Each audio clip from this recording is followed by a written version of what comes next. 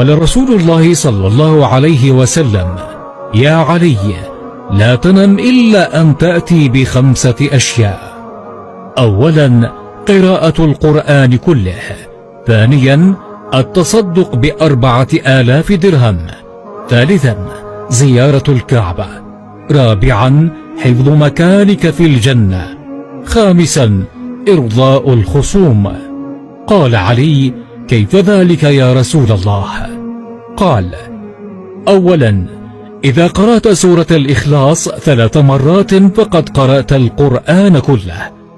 ثانيا إذا قرأت الفاتحة 3 مرات وقد تصدقت ب4000 درهم. ثالثا وإذا قلت لا إله إلا الله وحده لا شريك له، له الملك وله الحمد، يحيي ويميت وهو على كل شيء قدير 10 مرات فقد زرت الكعبة. رابعا وإذا قلت لا حول ولا قوة إلا بالله العلي العظيم 10 مرات فقد حفظت مكانك في الجنة.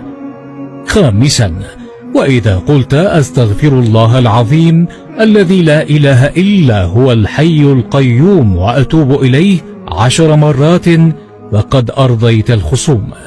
ولتعلم يا من يقرأ بأن الله يراك، ولتختبر قوة إيمانك ومدى تأثير الشيطان، ولتعلم بأن إعادة إرسالها لن يكلفك الشيء الكثير بل سيزيد من أجرك، وأنها لصدقة جارية تنفعك يوم لا ينفع مال ولا بنون.